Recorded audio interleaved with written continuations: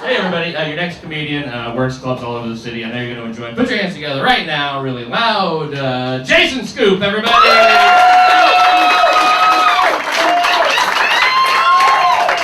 Yeah, what's up everybody? How are we? Feeling good?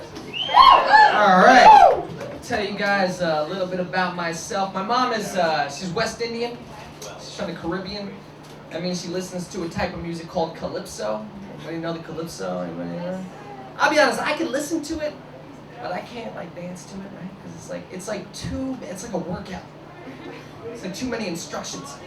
It's literally like, hands in the air, hands in the air, hands to the side, hands to the side, sit on, stop, jump, jump, jump.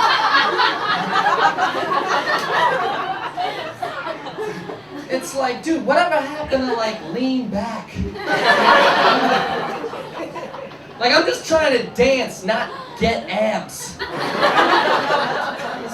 But I like how like every different culture has their own music. Like I was in the car and I got into the car in January, turned on the ignition and the radio was just on. It happened to be on the Spanish station. Let me ask you this, you ever listen to Spanish music when you're not expecting to hear it, like it's just thrusted upon you?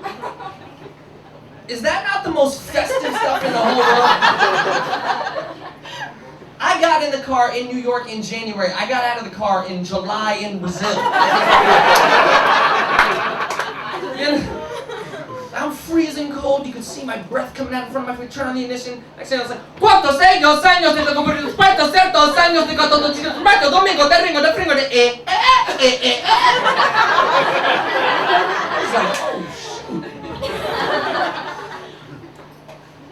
I don't know if you guys are really, breaking that down. That wasn't real Spanish.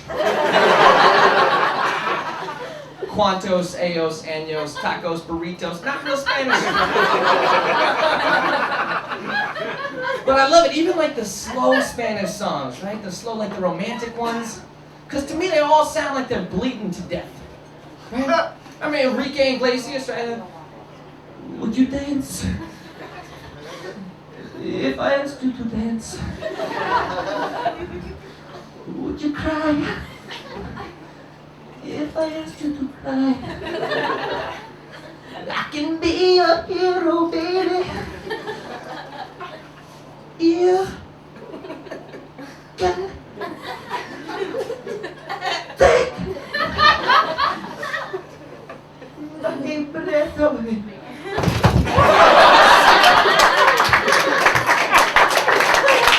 Like he passes out at the end of every recording.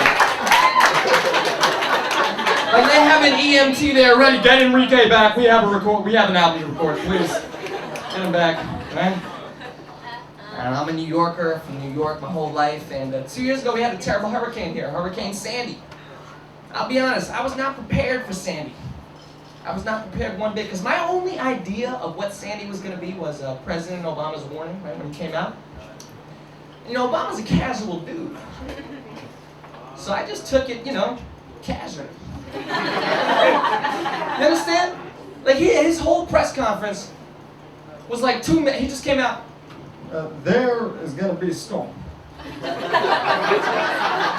Now, the storm is going to be big.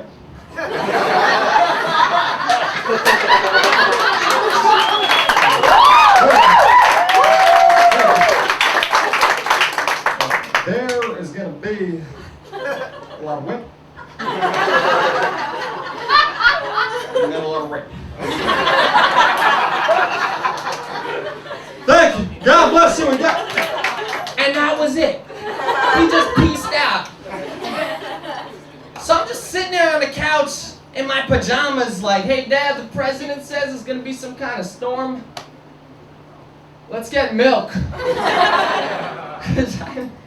I don't mean to bash the president though. Like I'm glad like Bush wasn't around during Sandy, right? Because remember he messed up like Katrina, right? I feel like if Bush was still around, he would come out. I just want to say Hurricane Mandy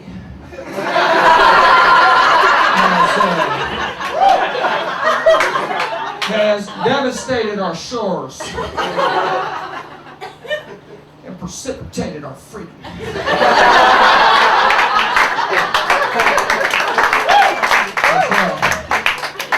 But and I will not rest until we hunt down those responsible for this attack. We're gonna invade Australia. And people would have went with it too. They're like, oh my God, we gotta get in there. We gotta get in there. Speaking of politics, I was watching the news, and they had this fascinating story on CNN. It really captured my attention. It was this whole hour-long thing on this guy, Abdul Aqshida. And what was so fascinating about Abdul is that he was a terrorist. He was in Al-Qaeda. And then one day turned his life around. He quit terror. And now he's a motivational speaker. Yeah, take a minute for that. This is real, folks. Google it, okay? And he speaks to kids here in the United States. He goes around to middle schools. And I'm just sitting there thinking, like, what could this dude possibly say to relate to these kids? You know what I mean? Like, he comes out, No, boys and girls, we all have bombs strapped to our bodies. Okay? Emotional bombs. And it's up to you to take the bomb off and live your life. I mean, look at me. I took the bomb off and look at me now. I am #1 New York Times best-selling author of my book. It's a journey from martyr to motivator. Huh? New York Times, the very city I once wanted to destroy. Huh? You know, I wish I had someone when I was your age, my age, to come to me and say, you know, Abdul, life is not about blowing up buildings. It's about blowing up your self-esteem, eh? That's it, don't do drugs, thank you. And then he just lowers into the stage like Justin Timberlake. That's my time, guys. Thank you so much. All right.